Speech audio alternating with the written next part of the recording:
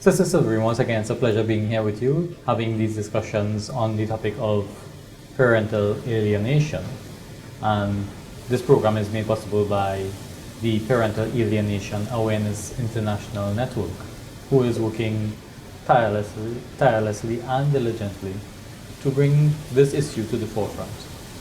Because as we have seen in our discussions, there is a lot of connection between a lot of the problems in society. So now for the longest period, we have been discussing the separation of being alienated, where a couple or a married couple or a couple that has a child is separated and one is keeping the development of a healthy relationship from the other parent. Sometimes people get back together after a period of separation, where even after the abusive behavior of a separation, but the partner alienating a parent, even after the lying and all the turbulent situations, they decide to get back together. What are your thoughts on firstly getting back together after a person has obviously been maligning you and being abusive? What are your thoughts on that? There could be a variety of reasons. One could be whether the part or the party that was abused has learned to forgive.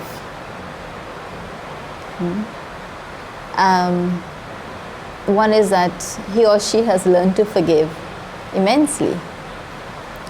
And secondly, it could be from a spiritual point of view, where these two people still have feelings for each other, even though there was abuse in that relationship. Once you have lived with someone and you had a relationship, it is difficult, to suddenly cut the relationship or even forget that other part, your spouse then. So the feelings for each other that was created over a long period of time will still be there, even if it is a little bit. Sometimes people stay in violent relationships because even though the other half is violent, there is still a little bit of love or attachment in the relationship, and that's why the other spouse decides to stay until it may lead to further violence or further problems. Now, for two people making a back, it could be also a question of one, forgiveness on both sides. Both of them have forgiven each other and maybe have made up their minds or decided, I think it's better for the sake of the children for us to be together. And this is the main reason why, or excuse I should say, for two people coming together. One, for the sake of the children. And this is the excuse that the majority of people make in order to come back together. But behind that excuse, there is always some other intention or motive of being together. I know of a couple who, let's say, lived a beautiful life for the majority of their lives. Beautiful couple. And for maybe one tiny mistake, let us call it so, the husband left and he found someone who he felt was more peaceful, more calm, more loving, more accepting, and more kind in many ways. So he went and he started to live with her. And then suddenly he got ill, very ill. And when he got ill, this this person who he was living with decide that, I cannot take care of this man. He's not my legal husband. And if anything should happen to him, I have nothing to gain, one. I don't have any money to take care of him if he got sick and he's on bed. So these are the aspects people look at and decide if they should make up back with their past relationship, their past spouse, or what they call the ex-spouse. One reason is that if I get sick, who will take care of me? There is my wife, my good wife, and my children. And here I am with this person who I just knew for less than a year, where the weight is heavier. And so when he got ill, he decided, it will be better for me to go back in my house. My home where there was love, where there was true affection and true acceptance and appreciation of everyone. And so after getting ill, he did go back to his original house, his home where his wife was, and his dutiful wife accepted him back wholeheartedly. I think this kind of woman need to be worshipped. Need to be worshipped in the sense that you wholeheartedly accept your husband who had left you for someone else, not because of any conflict, just because he sees something better in someone else.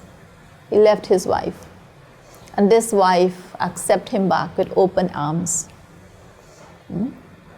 even though he was ill, and took care of him as a dutiful wife, as though he had never left her.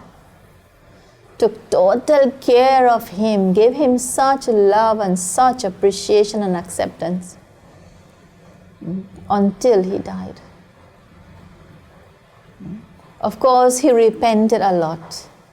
He repented for what he had done to her. He asked for forgiveness. She said, well, I forgave you long time. Now, if she had not forgiven him in her mind, she would never have taken good care of him. But because there was forgiveness in her heart, in her mind for him, she took care of him. He was flat in bed and took care of him until he died. That kind of people are very rare. You cannot find those kind of people again, especially in the younger generation. So yes, there are many cases, different cases, and everyone has a different story. But the idea is that everyone has some kind of weakness, many people. Not only the husband, wife could have also some sort of weakness. And they try to make the relationship work until some decide, well, this cannot continue like that. And then there is separation. So they separate for one or two reasons. Then he goes, he finds someone else. And then in the beginning, everything is beautiful. She's a good girl, whatever. She cooked good food. She took good care of me and whatever and whatever. But that kind of goodness also don't last very long. And then once there is familiarity. Familiarity means she get accustomed with you, you get accustomed with her. And they both are comfortable with each other. And once she knows that he's comfortable with me and he knows that she's comfortable with me, then you start seeing the weakness of each one, their defects. And you start seeing defects and then you say, I never knew this man was like that. If I only knew he was like that, I would have never taken him. And vice versa. He might even start thinking, well, I didn't know this part of her. I never knew she was like this. If I knew she was like this, I would have never come and accepted her in my life. And then little by little, each starts seeing each one's weakness and defects and faults, etc. And then it started increasing. And within the year, you know, he's ready to leave and go back to his previous wife. And the previous wife is there, not having anyone else. But, what do you call that? Honestly, sincerely, faithfully there whenever a husband comes, his place is there. Can you imagine that? Yes, there are still those kind of people. And his previous wife nicely accepted him when he come home. Not even questioning him of, well, why did you leave me? And what happened? Nothing like that. She accepted him and their relationship continued from there. But in that separation, that short separation, there was children in that relationship. The couple had children. Can you imagine what those children would have been going through in their minds about their father leaving their mother for no reason? Can you imagine how many people suffers? Not only wife, not only children. What about the in-laws on both sides? His mother, father, brothers, sisters, and whatever. And then in the in-laws side, all those, a lot of people suffers in those separations.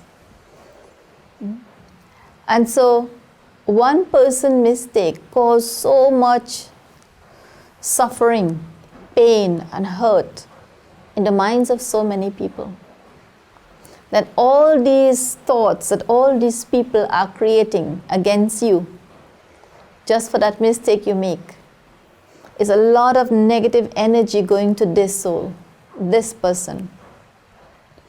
So what we are feeding, not only our minds, we are feeding the mind of that other person with. Here you are, I am here, for example. I made one mistake. And because of this one mistake, almost 20 or 40 people are creating a lot of negative thoughts towards me. Negative thought means negative energy, negative vibrations. I am being fed with on a daily basis. No one cannot sleep in peace. What will start happening to me? So as all these negative vibrations, energy coming to me, it does not allow me to think right. This is what negativity does. Negativity is such an energy that it cripples the mind. Cripples the mind mean that I am creating thoughts, but none of the thoughts that I create are right thoughts, are positive thoughts. Are thoughts that will help the situation. On the contrary, I am more angry, I am more upset with everyone. I feel as though everyone is trying to control the way I live. And I want to live the way I decide. I want that kind of freedom. So here is a battle going on. A battle for children want their father to come back to their mother, and father feel that he wants to be free, to live the life how he wants and not be controlled. So it's a big kind of emotional and mental struggle taking place amongst all these people involved. And so this one who is receiving all these negative energy and vibrations are not able to think right. Now this one who has made a mistake may be suffering also. Now that's for people who have forgiven their partners.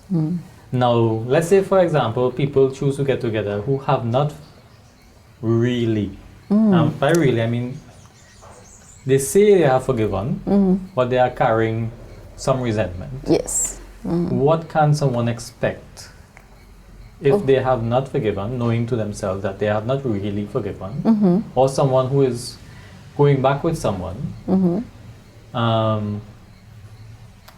knowing fully well that that person has not really forgiven them. But there might be other circumstances which is encouraging them to go back. So for example, we have the issue of child support and maintenance, what we call maintenance in Trinidad.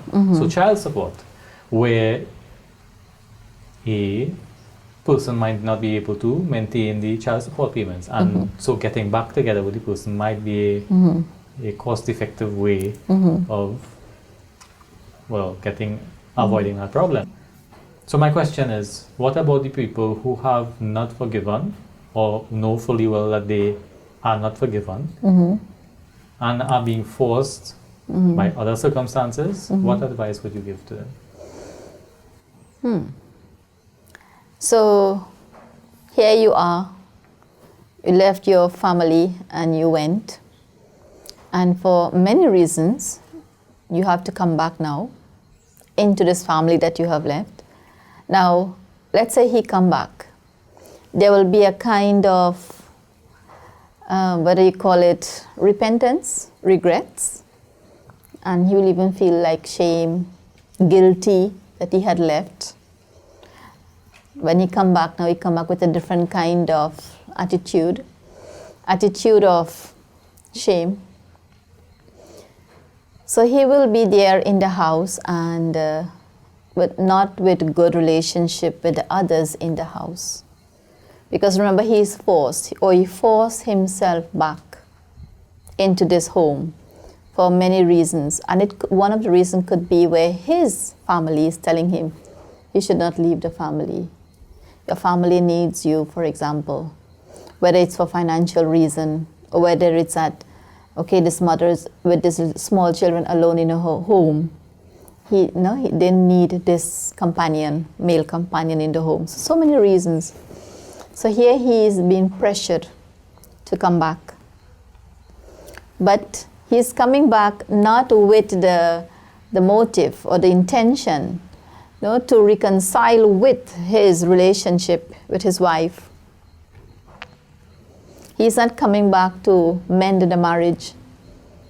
He's coming back because of pressures.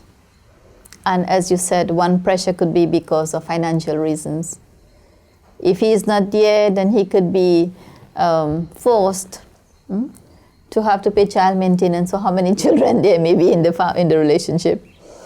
For whatever is the reason. So here he is in this home where he is not really, let's call it, welcomed. So there will be tension that is, like unavoidable. So you are living in a home where, let's say, none of the spouses are speaking to each other.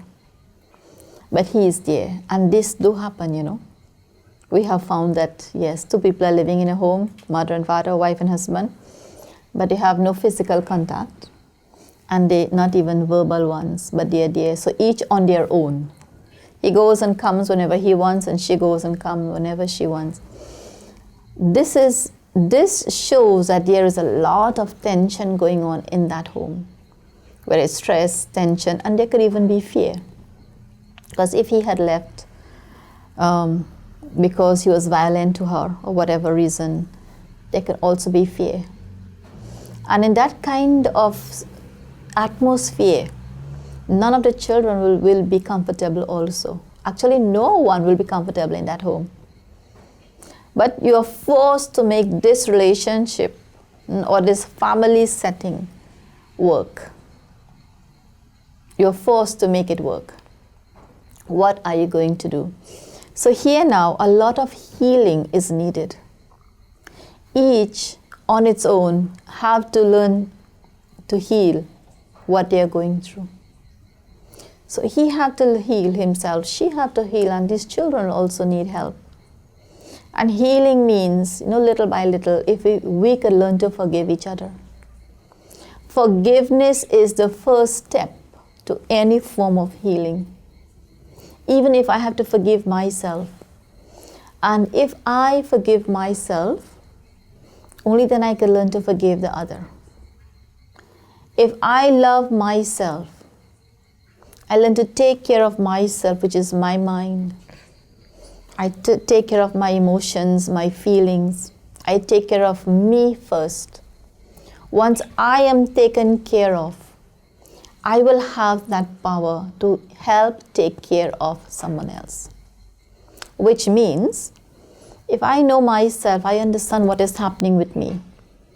And I am able to go beyond it, which means I heal myself by forgiving myself, by loving myself, by accepting myself for who I am, what I am, and how I am. I appreciate myself. And this kind of energy and this kind of, let's call it, nature or behavior of mine will help others also to come out of what they are going through. Because it means I have understood. If I forgive myself, it means I understood what I was going through and what I am going through now. I have healed myself to a certain extent. And because I have healed, only then I can help someone else to heal. And so I just need one person, one healed person in a home to start bringing about unity and harmony in a home.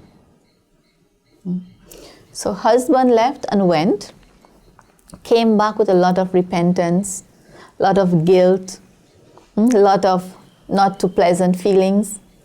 And here you have the other half in the home who have learned to go, to move on, to go ahead, to take care of herself, her mind, her feelings, her emotions, heal herself, and is able to understand what this one is going through and even help to heal him. And so I now invite you to a short meditation where we can understand what we need to heal and how we can heal ourselves. So for the next few minutes, sit comfortably wherever you may be, and take this time for yourself. As I sit in this calm and peaceful state of mind, I think about myself.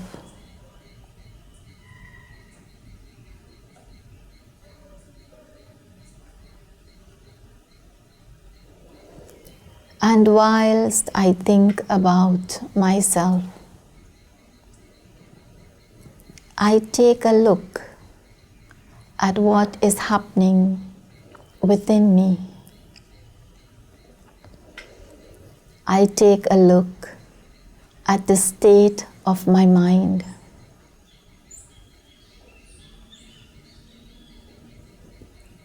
And whilst I look at myself, I can see what is happening within me. I realize that I had been creating a whole lot of unwanted negative thoughts. And all these negative thoughts has produced negative feelings, negative emotions.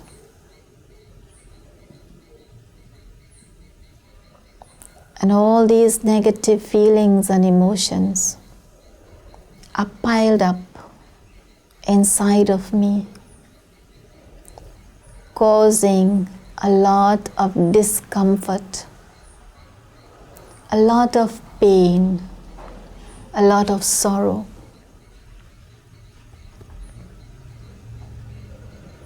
all these pains and all these sorrows are my creation. I have caused this pain upon myself through every thought that I have created. This pain, this sorrow, these hurts are all the result of my creation.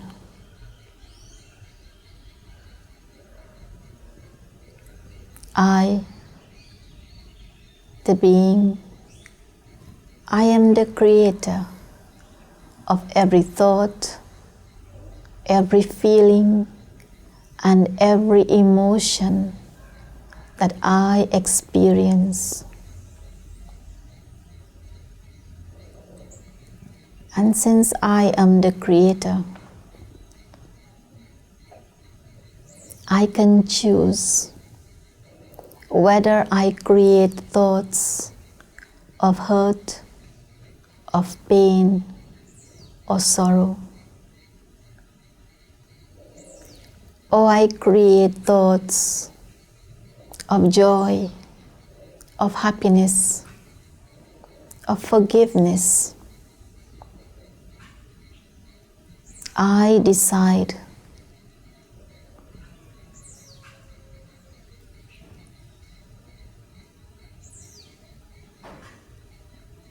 And as I understand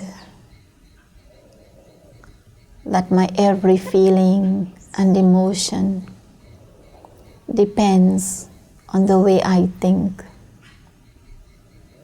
I choose to only create positive thoughts, no matter what the situation is. I begin to view every situation in a positive light.